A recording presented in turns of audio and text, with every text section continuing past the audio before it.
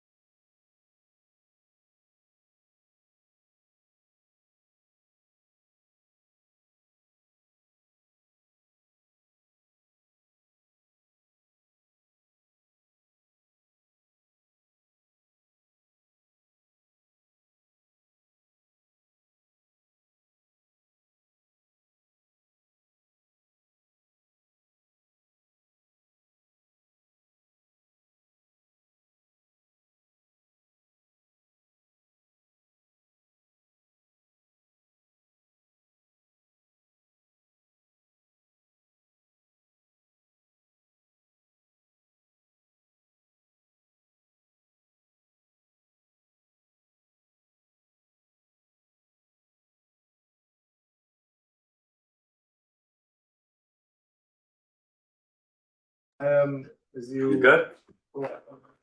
Oh, Oxford, okay. So you know that Falmouth? Good evening, everyone. Falmouth touchdown in December. Okay, got it. What? We started. Welcome to the February 2nd, 2026 meeting of the Milburn Township Charter Study Commission, which is called to order.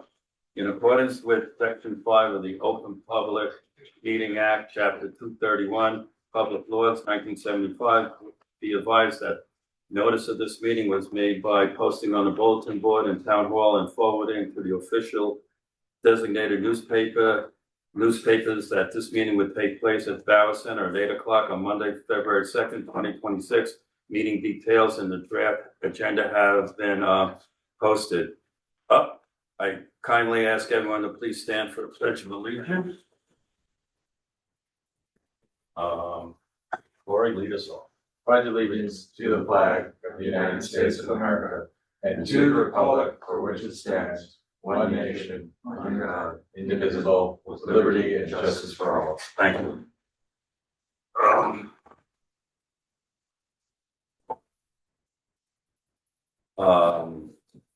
Dr. Khan, please do the roll call. Yeah, Mr. Biller. Here.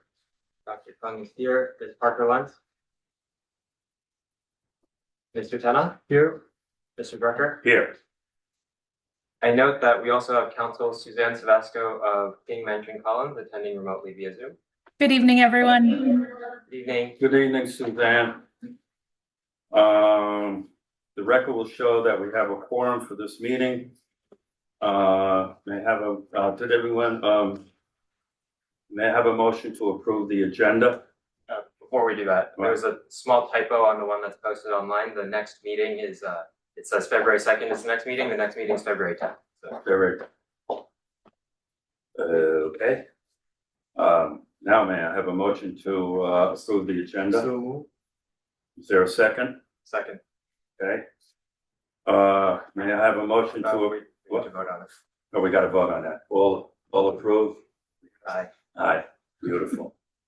May I have a motion to approve the January 22nd, 2026 meeting minutes? Motion. All right. Is there a second? Good. All in favor? Aye. All right. Are there any commissioners with reports since our last meeting? I do have a report. I reworked the analysis that we had talked about comparison of other towns based on some comments we got from the public and the dais. There are 13 current municipalities that are in the analysis. I'm adding 2 more. Located in Bergen, Essex, Morris, and Union counties. 5 of those towns follow the township form of government, similar to Milburn. 7 of the towns have ceremonial mayors, not directly elected by the people. Of the 6 towns that have direct mayoral elections, 3 were characterized as strong mayors. 2 of the 13 towns had nonpartisan elections. 2 of the 13 towns had ward or hybrid structure. The rest had at-large members. 5 towns had 4-year terms for TCs. The rest were 3-year terms. 2 of the towns had elections in May. The rest held theirs in November. And then we kind of divided the study, the analysis into clusters based on certain attributes, and basically broke them down into 5 different clusters, the most of which Cranford, Milburn, Maplewood, Springfield, Montgomery, and Chatham falling in one. And I just mentioned that because it's where Milburn currently sits. The other distributions are pretty, 2 in each. Chatham Borough, Madison are most similar. Summit, Morristown, West Orange, another cluster, and then Livingston, Ridgewood, another cluster, and South Orange kind of falls by itself because it's a special charter village, has nonpartisan elections in May, so it's kind of distinct from others. But we will follow up. I'm going to add, like I said, 2 more townships to it, and then based on that, Chinook and I are going to discuss, and then the rest of the committee, quite frankly, as to who we're going to interview. It's likely we'll interview Red Bank, given that they recently went through this analysis, so we feel like they'll have a lot of feedback, and then based on these clusters, figure out who else to go talk to. Is it great? Thank you, Corey. So Corey is preparing for phase 2, as everyone here knows. Dr. I have a Khan? report, yeah. So on the agenda tomorrow for the township committee meeting, that's gonna be Tuesday, February 3rd at 7 p.m. There's a charter study commission update that's on their agenda. So this is an opportunity for us to present some of our preliminary findings that we discussed at our last meeting to the township committee and to the public.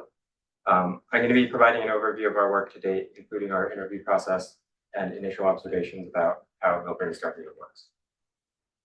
Great. Are there any other reports? Great. Let's move on. I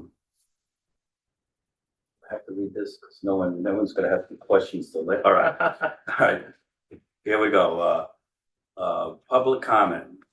During the public comment period, please follow these instructions. Ensure your Zoom display name shows your first and last name. Click the raise your hand button. You'll be called upon in order and promoted to the panelists.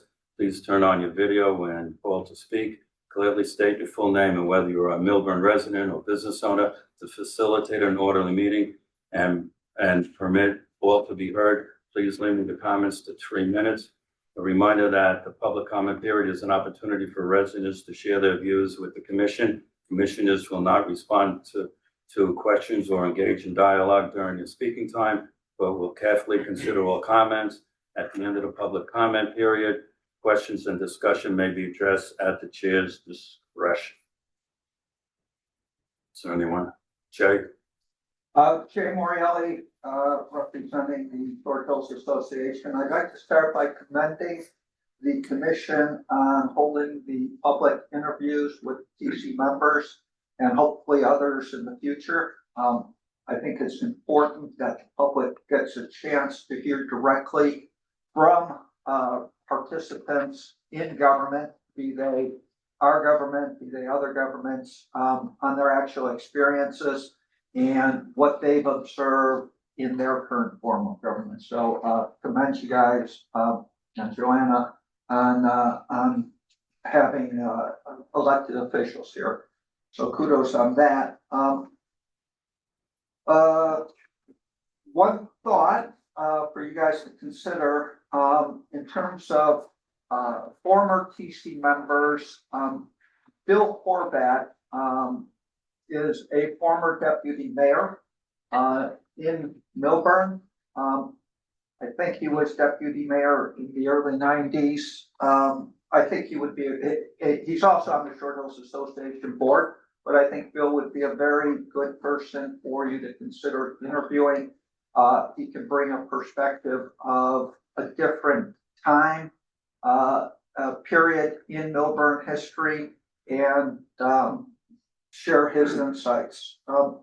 The other comments, since you're starting to reach out to folks in Red Bank, I would also recommend speaking to Kim Yee, who was the Charter Study Commission chairman in Homedale. We have. Okay, sounds like you talked to him. Good. And what else? Question for Mr. Pillar. The analysis that you're doing, I think, is very important. And hopefully, once you've completed that analysis, it could be shared. If it could be shared with the public before the final report, Yeah. I think that would be fantastic. Right. That's it for me. Jay, can you get us Bill's contact information, please? Again, I'll email it. Oh, you have it? Oh, good. My secretary, I- way ahead of me. No, I would have been surprised if you did. Anyone else? Good. Good. Online? What? No one online. Okay. Oh, no one online. I now close the first public comment period. Are there any comments from the commission regarding any comments made by the public? No? Okay. I have a question for you. So are all TC members going to be taking part in this public interview as a service to you guys in the community, or are there any that have opted out? 4 out of 5 are going to be interviewed. One declined. to be interviewed in public. Who is that? Um, Are you allowed to say? I think I'm obvious. I don't know. Michael Cohen. Okay. Old business, interviews. Well, tonight we'll be, conducting public interview with sitting township committee members Ben Stoller and Jamie Ceruto. These interviews are part of our systematic fact-finding process to understand how Milburn's government operates in practice. We're already interviewing municipal employees, including department heads and staff, and we're currently in the process of speaking with current and former elected officials.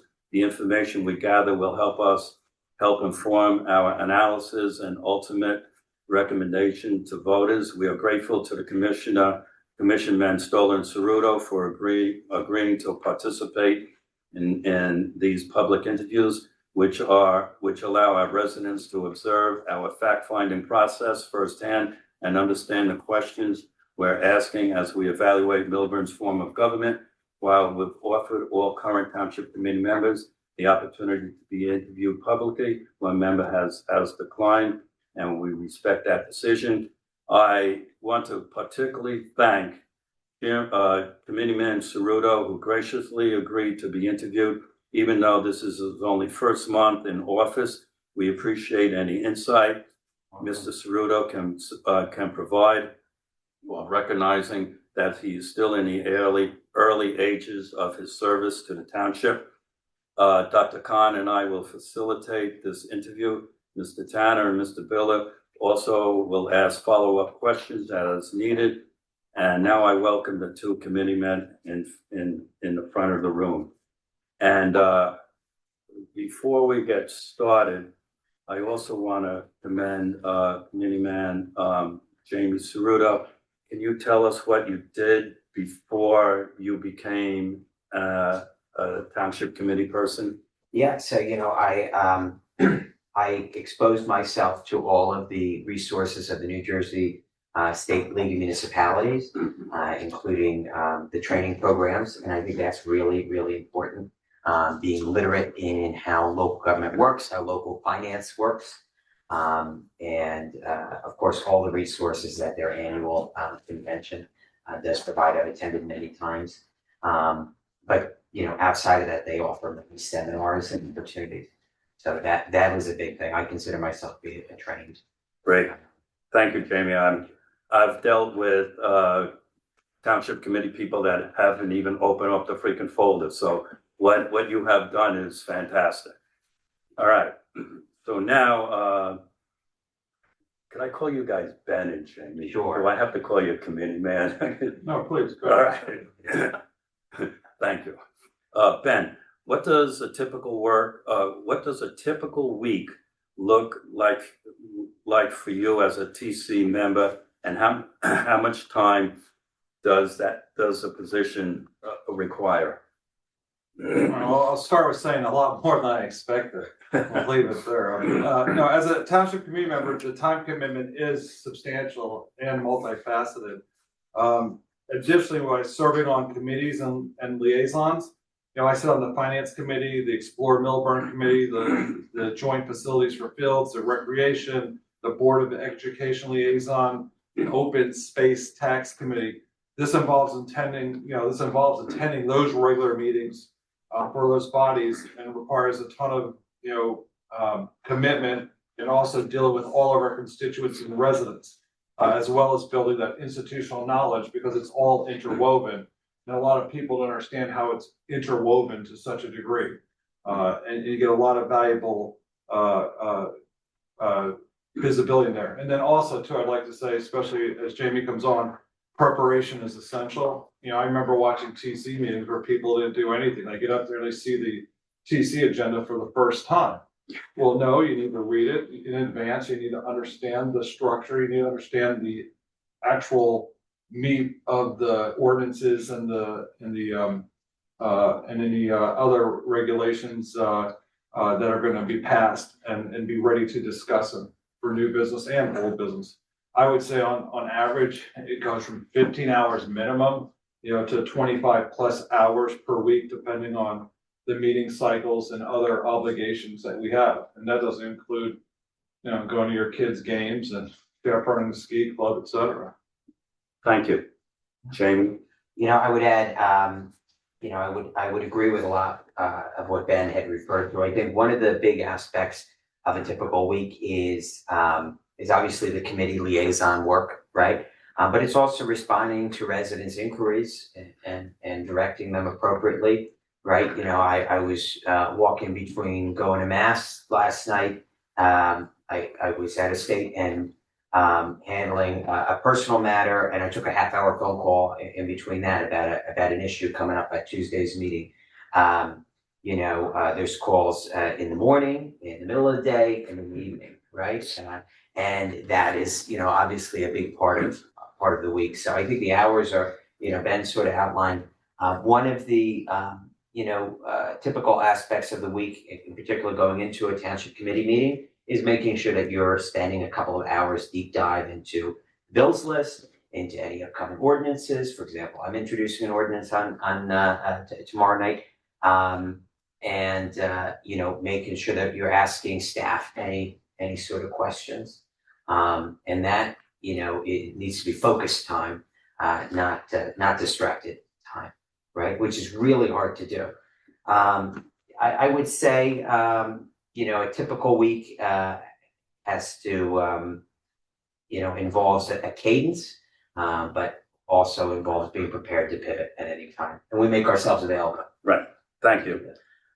Ben, how long did it take you to feel comfortable, become effective in the role? What was the hardest part?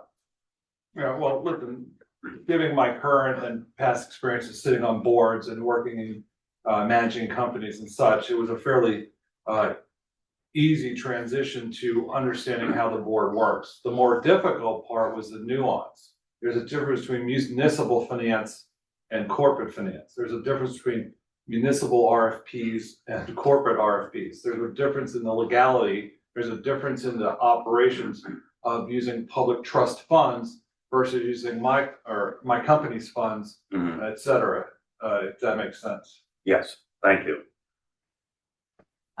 Jamie, to the best of your ability, how long, you're still learning, so. Yeah. You know. You don't have to end. You know. Yeah. But before you jump, I just forgot, because I wanted to mention that, you know, Frank and I spent many Saturdays or at Giant Stadium at the Marriott there doing the municipal finance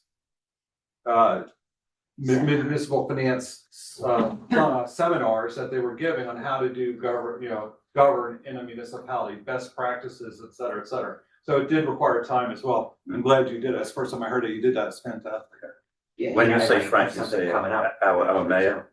Yeah, Frank's second man. Yeah, Yeah, and I gotcha. have I something. just Have want you that, met him yet? I want that for the rest. Okay, good. Yeah. Sure. You know, I think obviously I come with a unique lens, you know, of experiences within the town. So obviously that's really important, is to be literate of how, you know, serving on other local boards and organizations, volunteer capacities, right, interacting with the administration, you know, wearing a different hat, you know, obviously prepared me well for this role and kind of knowing what's going on. But for a lay person going into it, you know, it can be really uncomfortable because it's not corporate, it's government. And especially the pace of things, the regulations, you know, we are a civil service town. A lot of people don't know that. We are a civil service town. It's not just, you know, merit hiring, and there's pros and cons to that. There's a lot of legalities that you pick up. Thank you. I have a bit of an aside. If you don't mind, Jamie, you served on the Board of Education previously. Yes. Do you think those skills that you gained in that time of service transfers over to TC, or it's still a little too early to comment on that? Yeah, I would say so I'm a former Board of Education member, and that definitely contributed to my literacy of local government, because, you know, you're functioning in a similar way where you're part-time and you're really relying on some key staff members.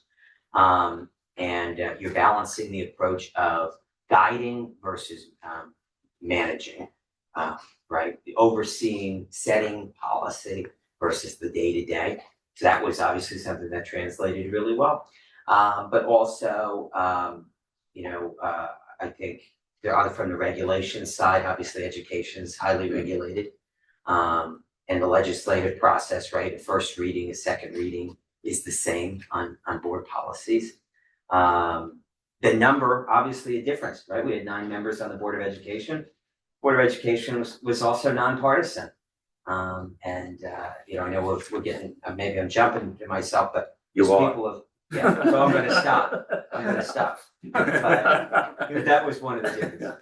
I would be remiss if I didn't say you were an integral part of the July 4th committee when you and I started it many, many years ago. Oh, yeah.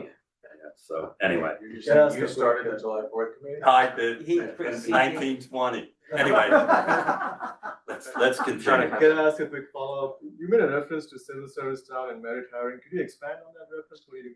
You know, we are a civil service town, which does not change necessarily with our form of government. That's just sort of how we're established, but that's how the personnel hiring is done, you know, by the administration. So, you know, there are certain tests and certain, There's state rules and State rules. regulations for hiring someone, and and it has to go through the state versus, you know, to avoid corruption at local level. right. The biggest impacts on our police and fire, really. Yeah, promotions. Ben, when you Yes, sir. joined the TC, how much institutional knowledge carried over from previous members? Were there ongoing projects you had to pick up midstream? You guys will be proud of me, how gentle I'm gonna be with this answer. There was a limited formal handover institutional knowledge from prior participants and or TC members, so that's a nice way of saying pretty much zero to little. You know, there were several ongoing projects that we had to jump in and really get knowledgeable about to make immediate decisions, to get that familiarization, to make immediate decisions. You know, I was never contacted by, you know, the person that I succeeded. There was nothing that was handed over to me or even a dialogue by the person who I took over for. And also, you know, there were no projects that were handed to me. So I sort of, you know, looked to continue the work of the members that were existing, but also kind of resurrect. I mean, you know, maybe everybody should tune into tomorrow's township committee meeting, but sort of resurrect some old projects. Thank you. Yeah. Ben, the term is currently 3 years. Based on your experience, is that adequate time to learn the job and see projects through? I do not think 3 years is enough time. It's not sufficient for members to fully master the nuances of municipal governing, as well as to see some large projects through to fruition. I think the longer term would promote, you know, a greater continuity and promote, you know, a frequent, you know, the frequent disruptions that happen every year when somebody else moves over and rolls and rolls and rolls. So I think the term should be extended. People are taking the time of their day and their life to help contribute, basically free of charge to the town, to help govern and offer their professional abilities. And, you know, once you probably catch your stride in year 1, 2, or 3, then you're back into maybe a campaigning cycle again. So I think to make the most beneficial spending of the time to lengthen the period, is my personal opinion. I'm not speaking for anyone else. Thank you. Jamie?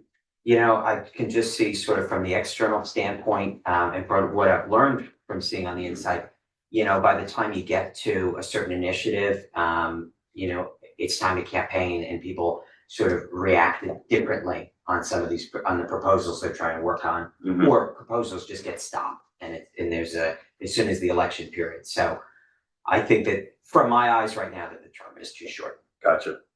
Ben, Milburn has TC elections every year. From your perspective, as an elected official, how does that affect governance? It doesn't help, but it's a high degree of politicization, you know, causes everything to come to a standstill and causes, you know, a vacuum in the process. Yes. I think it's caused the community to become very confused, because they never know when certain elections are coming up. Because they don't realize it's every year, some people, and also, the exhaustion that it brings. People are just exhausted, and you see turnout change, depending on the year, because people are just, they're exhausted and they don't know, they don't know who's up. Is the mayor up? Is the council, is the committee up? What's going on here? Didn't we just have an election? And to take all that institutional knowledge that you gain over those 3 years, and, from the active participation of the TC members, which is the first time I've seen in the last couple of years in all of these, liaisons and understanding how it all is interwoven, I think is a disservice to the community.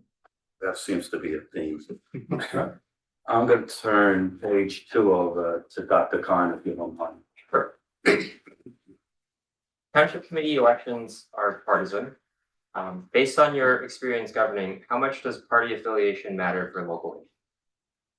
I mean, it doesn't. It doesn't, and I think that's really what's become a big distraction, is sort of the infiltration of national politics into our elections.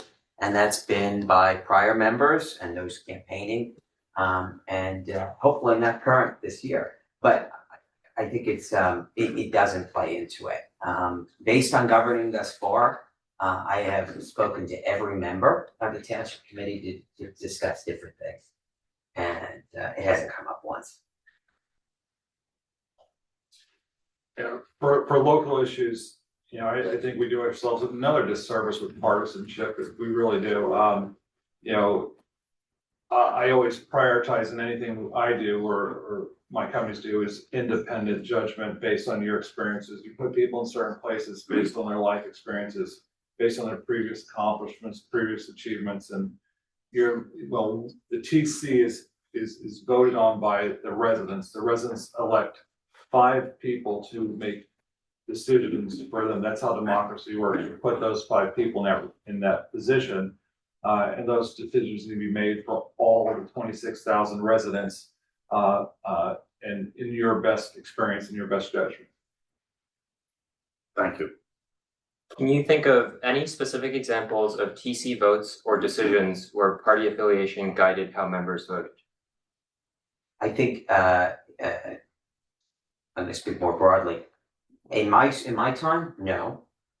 From the outside standpoint, only when it's gotten near an election, or only when a certain politician from a particular party showed up in the room. That is when things. Are you thinking of sometime that happened, I think in 2022? Or, Potentially, yeah. okay, Yeah, and so I think that's where things, there's no decisions there's no relevant local decisions that had to do with what was going on in Millburn Short Hill specifically, that had to do with that involved votes based on. yeah. So for the benefit of the public, I'm thinking of when, I think it was Dick Cody visited a TC meeting in October of 2022. I think Mr. Feld had referred to it at a prior meeting. Yes, rest in peace, Governor Cody. Yeah. But yeah, for sure. Ben, do you have any? Where can I start? Good. I'm just gonna say, if you go back to the TC meetings prior to me being elected with Frank, everyone was about affordable housing, putting affordable housing on a contaminated site as a blank check to the community. That was not being driven by local residents or local population. That was being driven by politicization, by party. That decision should have never been made, and it should never have happened. We have a lot of good things going on now. Hopefully we'll see some good changes coming up in the future, but there needs to be people who can understand how it's going to affect the broad community and the financial effects and detriments. I'll use the word detriments, not only for infrastructure, but across the density of our community. When you think about issues like road maintenance, trash collection, budget planning, public safety, do these issues have a partisan dimension? And if so, how? Yeah, this is what points it out, and makes it even more blatant. When you talk about what the core issues actually are, they don't, because I'll tell you what, driving over the same potholes in certain parts of town where PSC&G or JCP&L cut, every few yards, trash. Fortunately, we haven't had a big issue recently, but not being collected and piling up on somebody's property, or being fiscally conservative obviously but that's a personal, lens, not a partisan. Public safety, nobody wants crime in their community. Nobody wants crime. So I don't think they have a partisan dimension on them. And I think I'm glad that question was asked, because it's just, throws it at you, right? Yeah, I agree. Fundamentally, it should be nonpartisan in nature. The community, the township needs to center on, focus on delivering high quality services, with the high tax rate we have here in Milburn Short Hills, we should be receiving services commensurate with those high tax rates. Whether it's safe, we all move here for safety, schools, commute to Manhattan, everybody's gonna name, two of those three in their top reasons for moving to Milburn, Short Hills, New Jersey. Newark Airport, the shore, the skiing, everything. It's a great place to raise a family. It's a safe place, and people are buying homes here, opening businesses here to maintain that, to have that, to enjoy those services and pay the taxes for the services they feel are commensurate with those taxes they're paying. And that's kind of the lens I look through, is are people receiving, am I receiving the value?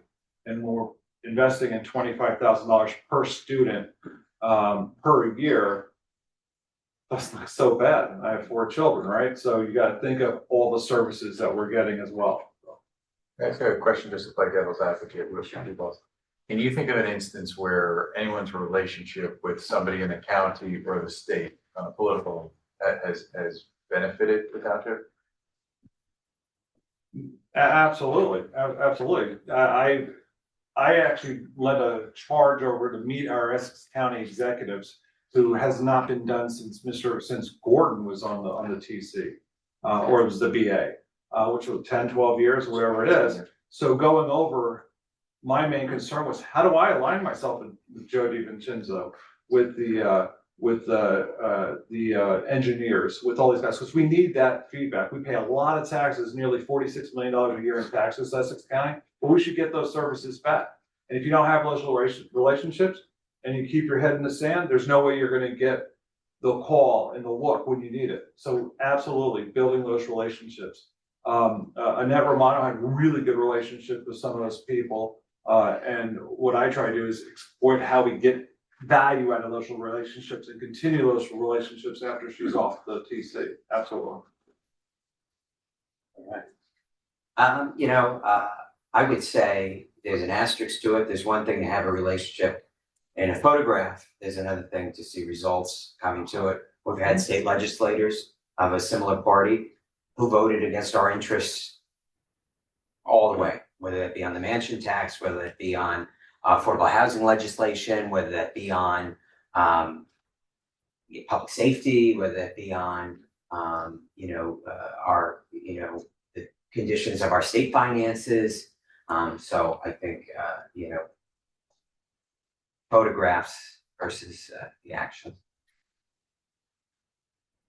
And I think the same can be said of both parties. Let me make that very clear.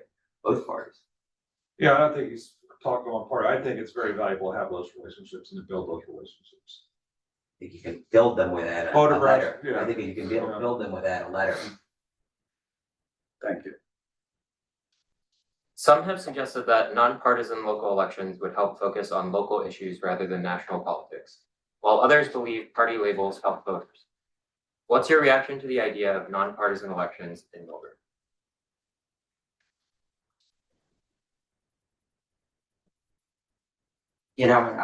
I've tried to, at least in my election, really brand, with a broad coalition, vote for Millburn, encompassing both Millburn and Short Hills.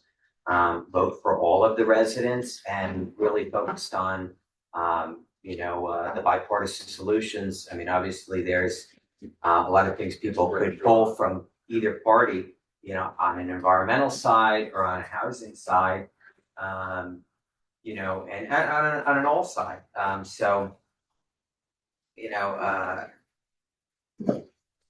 It's just, I think that my position on local issues was not drawn from the national level. Unfortunately, there were photos of me circulated with the President of the United States. There were photos of me circulated with speakers of the House. I'm sorry, not relevant to my governance of my hometown. Thank you. Sure. I strongly support moving to nonpartisan elections, in whatever format we think is best. They emphasize candidates' qualifications, intellectual capabilities, and prowess. They can understand the complex local and municipal issues that we're faced with. And people who run will hopefully have that commitment to Millburn, Short Hills specific priorities. I've hired a lot of people. I've never hired anybody asking if they were a DRR or political. So I said, what is your ability to help us grow our business? Thank you, Ben. Can I ask a follow-up here? Sure.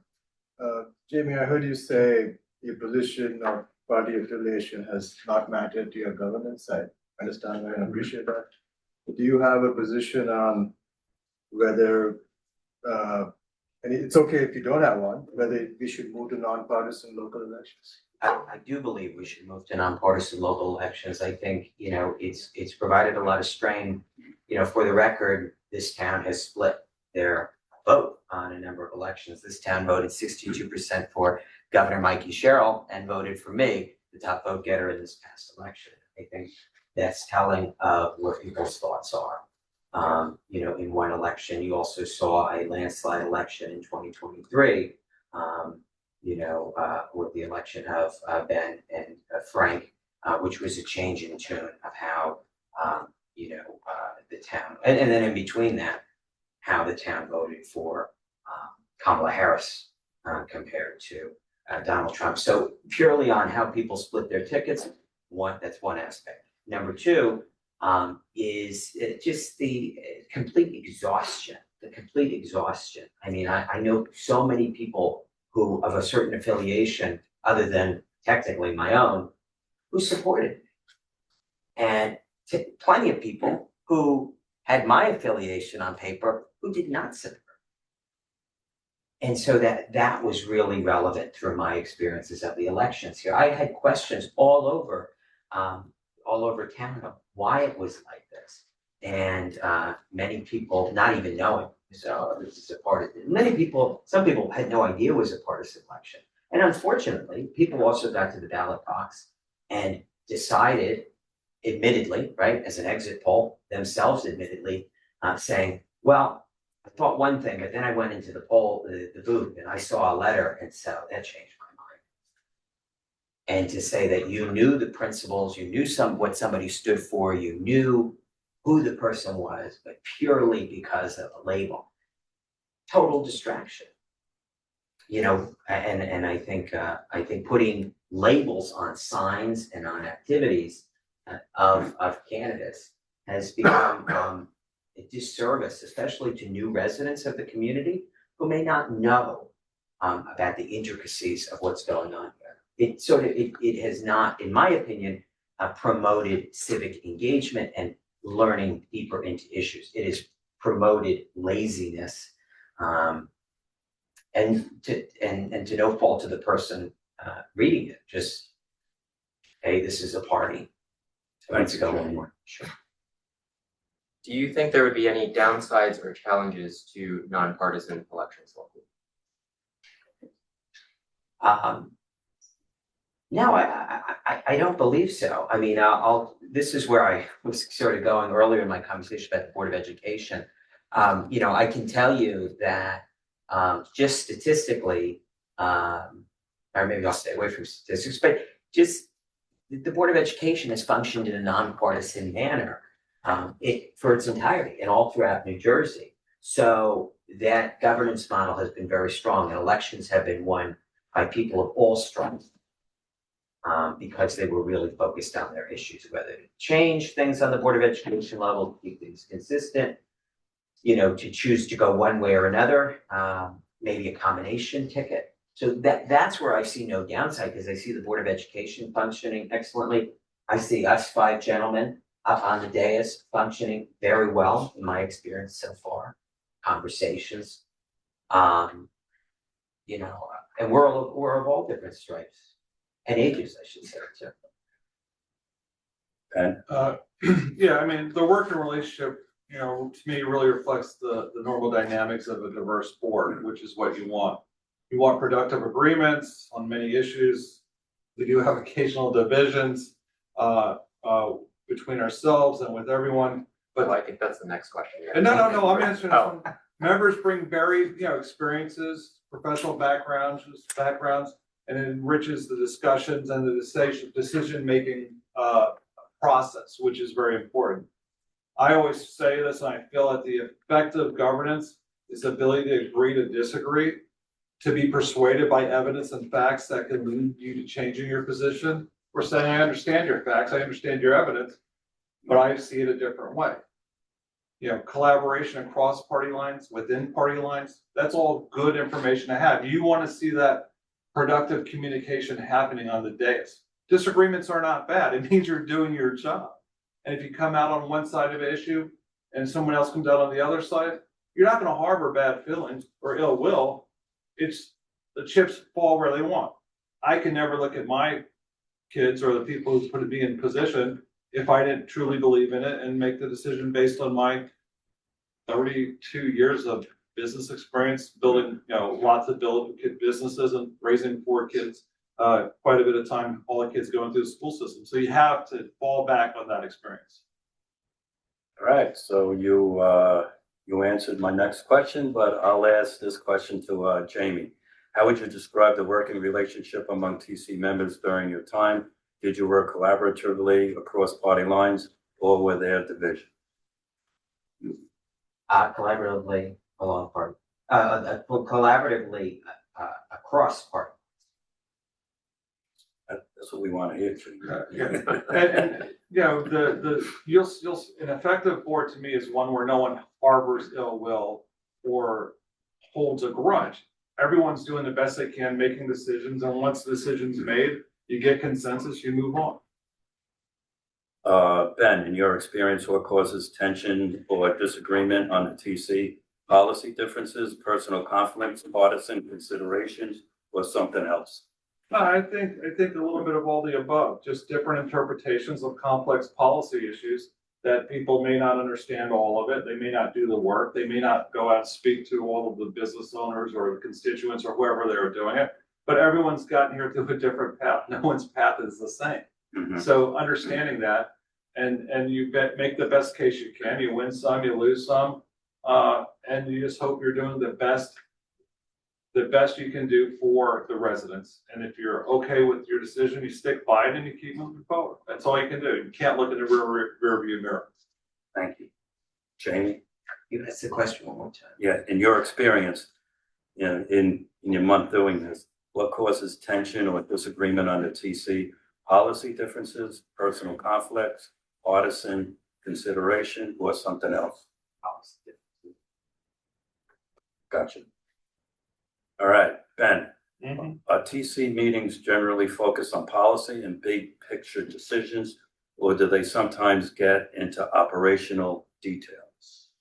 Brother, that's the best question in any of these. You can't get to the big picture. You can't get to the big picture on how to run it without understanding the operational details. I think that's what's missed a lot.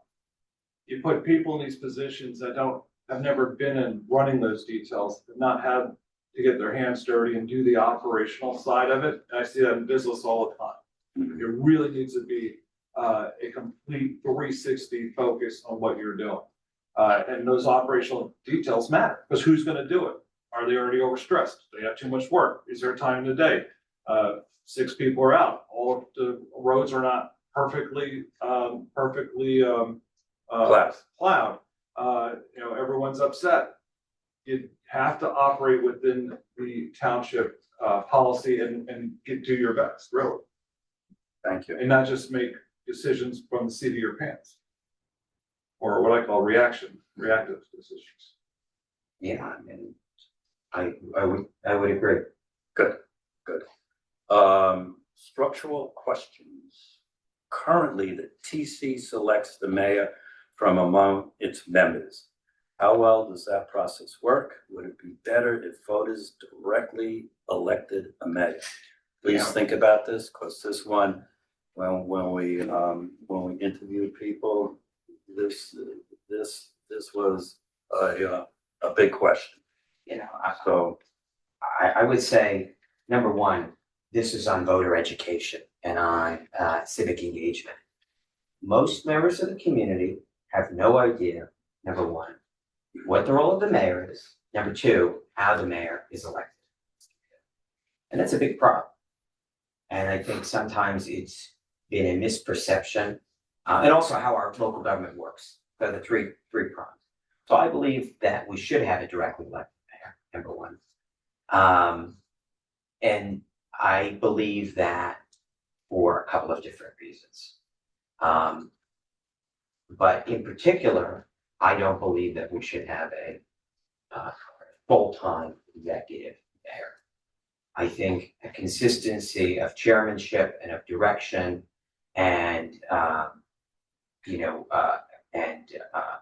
community unity, et cetera. And mayors can take different forms, right? I know you are the expert studying this.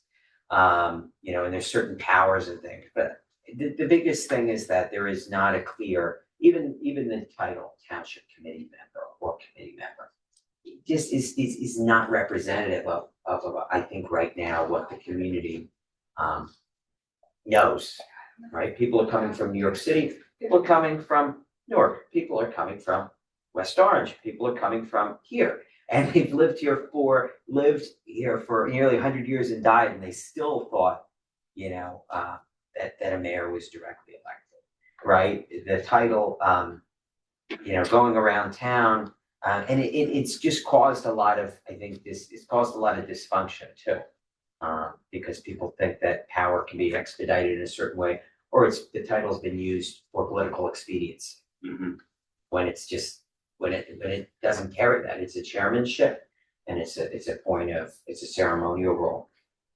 So I believe we should have it directly elected, and just in short, why? Because of that, of setting direction, of consistency, of removing that whole I think dysfunction of reorganization every single year, which I think sometimes sets people back. I think our group in particular, it hasn't. We've hit the ground running. We're gonna have an excellent township committee meeting tomorrow night. But other times it's caused, people to, and this is the internal, it's caused people to hold grudges and, maybe, and totally derail. Thank you. Ben? People are saying the mayoral position in our community is 1/5 of the vote, 20% of the vote. That's all it is. They help with the agenda, they do this, they do that. So from that standpoint, as Jamie said, all the TC members have an equal vote at the end of the day for consensus to get to a decision. I do think we should have a elected mayor and a paid mayor. Spend time with Mayor Fagan from Summit all the time. She's great. She's paid a couple $100,000, whatever it is. Her entire duty is one throat to choke. We have, I don't know if you guys ever heard that term, one throat to choke, but she's responsible for making sure everything's working properly. I think right now we have a business executive in Alex, BA, and then all of us operating here. I think we'd be much better serviced with someone who runs for a paid position and puts in that time, commitment to the community, et cetera. So I will leave it at that unless you have any follow-ups. Yeah, that's good.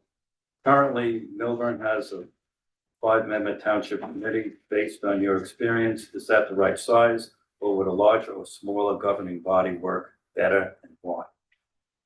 Look, just off the bat, a quorum is 3. I can only call Ben directly, I can only call Frank directly, I can only call Michael directly, I can only call David directly. And I think from an operational standpoint, it's difficult. I'll show, but now this is my time to talk about the Board of Education again. Our committees were 4, right? Quorum was 5, and so, you know, that was really great because we could dive into more issues. And I think it makes it more inclusive. So I don't think 5 is necessarily the right amount. And I think that's also to do with elections. Things can sort of be derailed, or things are, key projects, get derailed, and they're, strategic. We've been talking about this a lot recently. Strategic planning gets derailed because, one person can tip things. And would you suggest 7, 9? Give me a number. Yeah, at 7 to 9, 7 is probably, at least a rounder number, because at least you get 3 people in the room to discuss something. Mm-hmm. Great. I just don't think it's representative. I mean, I know of other communities who have, huge governing bodies, and it just doesn't make sense to me. Yeah, 5 members, to me, it seems a little light, just because to get a quorum under sunshine laws, can't have 3 people meet at one time. Adding 1, 2. That's what- Yeah. We're 100% with you. So adding 1, 2, 3, or 4 new members also dilutes any potential cronyism that would take place as well. And I think that's very important to understand that risk. And it also brings additional perspectives. You gotta understand that with that's gonna be, somewhat more difficult. So I'd say a mayor with, expanding it to 7 to 9 members. So you do get a full repertoire of people and good decision making.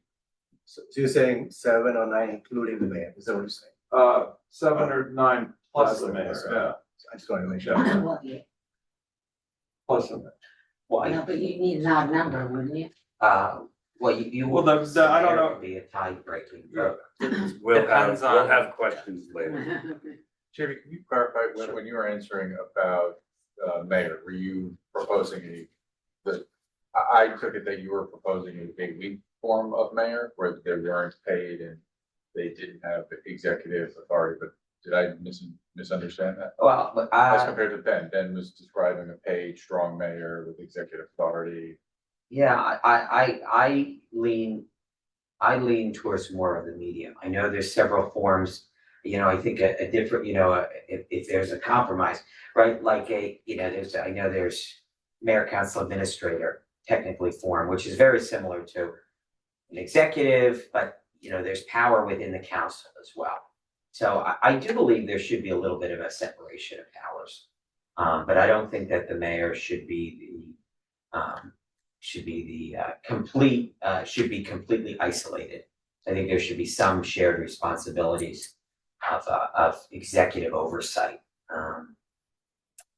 Because I think then it's too insulated. But I'll give you an example. I mean, Summit, I think, does a very good job of that because they have oversight committees. One asterisk that the Board of Education always did well, at least from my perspective, and I think the Summit Council does well. They have these committees, oversight of curriculum, right? Oversight of personnel or policies, or oversight of buildings and grounds. Summit, they have a public safety committee where they meet with a group and they maybe meet with the police and fire chief. They have a committee that looks at, I don't know, I'm pulling it out of my hat, but construction or engineering, right? And there's sort of these group discussions on these areas where they recommend to the larger body. As opposed to with us, we're sort of one-off liaisons, which is helpful to an extent, liaison to the Recreation Commission, right? But you can, I think, get into the meat of some of these things. And in those conversations could be the mayor and could be or not a non-quorum of the body. So anyways, to answer your question, I look more of a hybrid. And for me, I don't envy your job at all, coming up with a form of government. I'm saying in the way I like the strong mayor position. I'm not saying I advocate for it, but I'm just telling you how I'm seeing it through my lens. Mhm. So, you know, Thank you. Currently, all TC members are elected at large. Would ward-based representation be better or worse, and why? Actually, before we get to that question, Ben, Uh-oh. you sparked something in my head. So Mhm. is there a case, so just to explore the strong mayor aspect a bit more, is there a case where, like a specific example of, because you said one throat to choke, right? Like, has there ever been something during your time on the TC where like a street didn't get plowed or whatever, and we need to know who's responsible, right? And so right now, I guess people would call you and then you would call the business administration. Mhm. Are you envisioning, like, is that not sufficient for things like that? Or do you think that having a strong mayor where everyone just says, okay, this is the person we elected, they're responsible for all this executive and administrative, like, that's sort of where the buck stops? Yeah, Because right well- now there's a little bit of well, a, it is where the buck stops. I mean, you have an executive making a couple $100,000 a year. Their entire job is to understand with oversight by the township committee. It's similar to Manhattan, to New York, you know, let's not get too Masonary stuff. But you have an executive that's being overseen by the township council. And their job's not to go and spend 60 hours a week working in Manhattan, spend 10 hours a week with their kids, spend 15 to 25 hours doing this, and then be expected to, be available at the beck and call of every citizen, which we all try to do. I know I try to do it, but there's one point of contact who's been elected to serve in that role. It's an so a emissary more role. direct, rather than having to go through an elected position to, Correct. thank you. Sorry, I cut you off on the ward question. Oh, right, Yeah, I think I'm for more of the united at large perspective. I think there's certainly strengths having representation from every neighborhood, but at the same time, I think there needs to be the overarching theme of, and in particular with this community, right? 07078, 07041, we are all this thing. 07, 078, 0401, combine the numbers, right? Or 973, that, I think at large is sort of where my thoughts are. I think more division, it pigeonholes you because you're gonna vote on things, oh, well, it's on Old Trails Road, on Wyoming Avenue. I don't know, Getting personal. which street should be paved, which street should be paved first? How about, let's pave entire Wyoming Avenue as opposed to the entire Parsonage Hill Road, instead of paving half of each. Thank you. Ben? Yeah, I view it as one Milburn Short Hills. Yeah. One Milburn Short Hills. I've never really thought, I've lived in Short Hills and lived in Milburn. I, really get engaged in those type of politics. Thank you. Milburn has a strong business administrator structure where the BA has broad supervisionary authority over departments and day-to-day operation. Based on your experience, how well does the current division of responsibilities between the TC and the BA work in practice? Jamie? Mine? I think a good relationship, certainly, I think in practice it is, in practice it is, but it's also very isolating, I think, because, there's sort of one, it's just kept to sort of one person or one, between a TC member and the township and the business administrator, as opposed to, I think, some of these liaison roles. And a lot of it has to do with also the functioning of of subcommittees for oversight of different parts of the government. But I think it works. I think it depends on the person who's in the office too. It depends on the person that is hired and the personality and access that they want to provide. We fortunately, I think we are, we do have the opportunity, to inquire, of leadership town leaders, but not direct. Mhm. Which I think is important, funnel things through the business administrator, but there isn't really interaction between the township committee and individual staff. Dan? I believe in delegation and protocol. Our BA concentrates on policy, budgeting and long-term, the BA focuses on the operational efficiencies of the town and managing with the police chief, fire chief, the head of DPW, et cetera. The TC, I believe, from a much broader base, we're making much broader decisions for policy and budgeting, long-term strategic goals, and how we manage the town. I don't think there'd ever be a time where a TC member should tell the police chief or a fire or the fire chief what to do. Thank you. It doesn't make sense to me. Jamie, should the BA's authority be expanded, reduced, or stay the same? And I apologize for checking my phone. I just have a family member I have to check in on. It's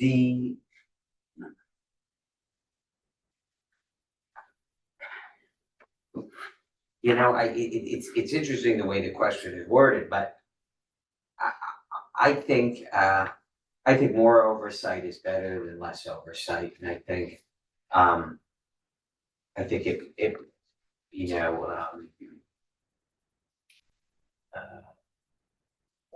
Well, based on your Yeah. 1 month, expanded, reduced, or stay the same, you probably don't have enough. I don't have enough information on that, but I just think that, I'll put it.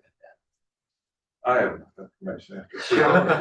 Let's hear it, Ben. I think, the current balance, the professional management style of our town and how we deal professionally with the chiefs and with the other folks, I think should stay the same in the current form of government. I don't foresee any change. If we did move to a strong mayor or something along those lines, obviously it would trickle down effect. But right now, I think the same.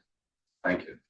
And we should add, I think we all, 5 of us agree, it's not speaking on behalf of anybody, but we have the best professionals in our community. Fantastic. The best chiefs and directors of departments. Dedicated, hardworking, committed to our town. I don't think you'd ever find this in any other town where on a snow day, they're here and not in their hometown.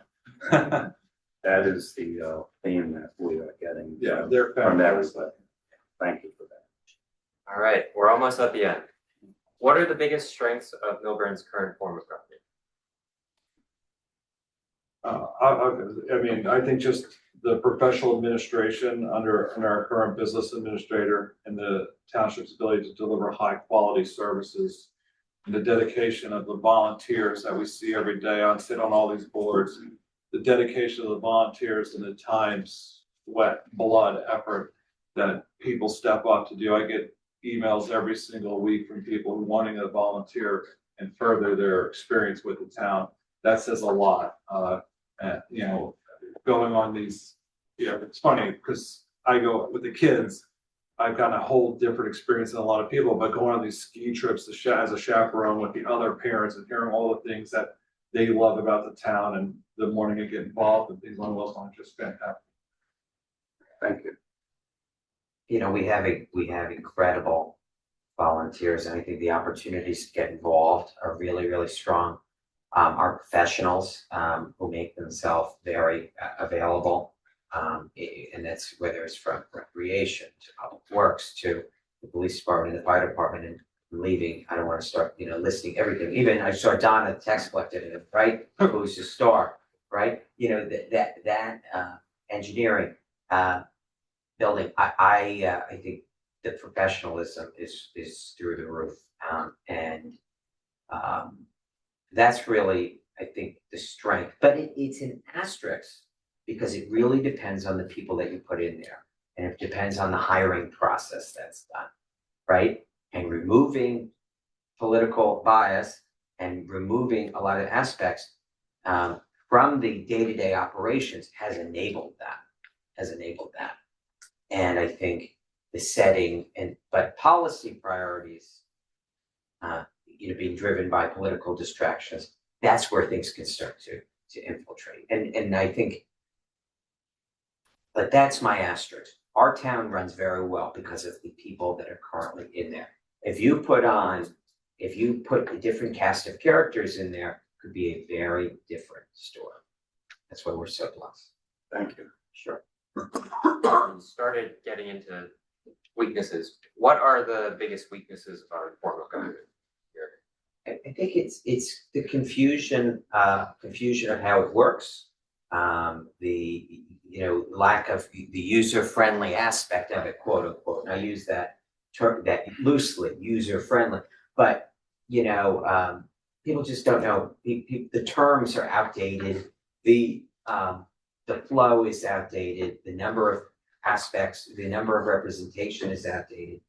I mean, I know the mayor, that's obviously been a big aspect of all this, but it's in general, it's just the flow. The flow is very mundane. I know it originated as a New England town meeting. I gotta tell you, I'm not a New England Patriots fan. I'm rooting for the Seahawks. So. I have no horse in that, right? So. No horse. Yeah. You done? Yeah, I would just, I think the fact that partisanship was ever a part of it is the big weakness. So I think the primary weakness relates to the frequency of elections and the resultant turnover of TC members. I think it hinders continuity, it hinders long-term planning, and shows how it hinders institutional knowledge retention. You guys need me to repeat those three? There's a recording, so Yeah, we can always no, go back. We got it. I think just the annual cycle of partisan elections prioritizes short-term considerations over sustained progress for the community as a whole. Thank you. I guess that leads to the next question, which is if you could change one thing about how township committee operates or is elected, what would it be? It would be that it would have nonpartisan elections, that we would have a directly elected mayor, that we would have more representation, meaning more members of a governing body, and that there be better delineation, excuse me. Mr. Harper. Of, right, I'm just supporting the first time. Of roles and responsibilities, and for it to be very digestible for the community. Thank you. Yeah, I can broken record on this. I just think we should prioritize shifting to nonpartisan elections and extend the term lengths. Just fosters greater focus on local issues, reduces the politicization, and builds a stronger community. Thank All you. right. Last question, is there anything we haven't talked about that you think is important for us to understand about how Millburn's government works? I would say, we hit it a little bit, but tangentially, but I just think we need to ensure robust training and transition processes for new members.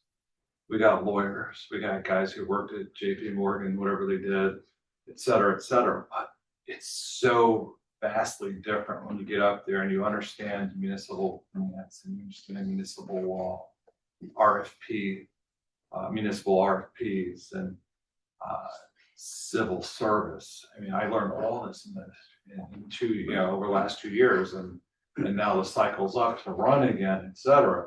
I mean, there's so much to learn, and once you start, you're back into the cycle. So how do you get rid of that cycle?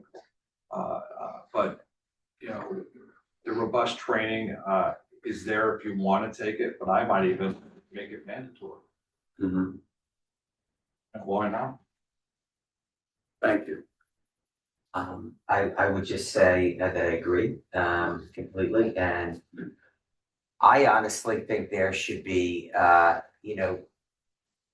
this could change right now, but just a conversation of all, the candidates coming together prior to an election, maybe with township staff to just clearly understand what role they're running for and sort of almost a pre-orientation before an election. Yeah, And maybe township run, I'd say a town hall staff would run it, but township run forums. Forums. yeah, and the decision to run, I took the opportunity to spend time with Alex and other people to understand what I'm getting myself into. Like stepping off that, well, I don't want to say, I don't want to say plank into the water of sharks, but you know, what are you in for? And also too, just the absolute time commitment, how it affects your family, your professional career, et cetera.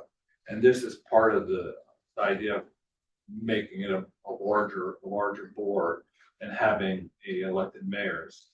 There's a ton of time, there's a ton of professional, you know, you're gonna miss some things at work, you're gonna miss some things at home. But, you know, what they say, love, sacrifice, and service. So I guess I'm at the service part of my life here. Thank you, Committeeman Ben Stoller and Jamie Ceruto, for your time and your insights. You are dismissed. And listen, once again, thank you guys for all the work you're doing. Yes, It thank goes you very without much. saying, you're always underappreciated. We keep the good work up. We look forward to getting the update tomorrow, Jerry, and seeing where this all falls out. Thank you. Next item, community outreach. So, I prepared a press release. for Okay. this. Can we- Yeah, you're free to. So I wrote up an article I sent to you, for step into and patch. The patch editor wrote back saying that he has like a 3-week backlog, but he's going to work on it eventually. And the tab editor said that they'll He's publish. got a 3-week backlog on local. Well, he covers like That tells you everything. all of there is Essex to know. County. He covers all of Essex County. Oh, all right. The Not tab just editor, He all of this, there's snow, it's cold. and there are very important charter commission meetings from January 22nd. The tab editor wrote back today saying that it's scheduled to go out. And that's my update. Yeah, no, You good? Good. Let's go to Provided some. Yes, I incorporated it. public comment. Speak during the public comment period. Please follow these instructions. I'm gonna memorize this by the time I'm done with this. Jackie, I'm sure you know this. Ensure your Zoom display name shows your first and last name. Click the raised hand button. You will be called upon in order and promoted to the panelist. Please turn on your video when called to speak. Clearly state your full name and whether you are a member, resident, or business owner to facilitate an orderly meeting and permit all to be heard. Please limit your comments to 3 minutes. A reminder that the public comment period is an opportunity for residents to share their views with the commission. Commissioners will not respond to questions or engage in dialogue during your speaking time, but will carefully consider all comments. At the end of the public comment period, questions and discussion may be addressed at the chair's discretion. Any of you folks want to say something? Yeah. No one in the room? Anyone online? Wow. What is your name, please? Alex, What? Alex, Alex, thank you for coming. no problem. We want, Glad to be here. we want more, New Well, faces? we want new faces and we want the public to know. So, thank you. No one has anything? Wow. Yeah. Make a motion to adjourn. Well, I now close the public comment period. May I have a motion to adjourn the meeting? So moved. So, everyone, great. Thank you folks for coming. Thank you. Sounds good. All right. Thanks, Suzanne. Bye, everyone. Um, Thanks. I'll see you next week. All right, thank you. Suzanne. Bye-bye. You have a list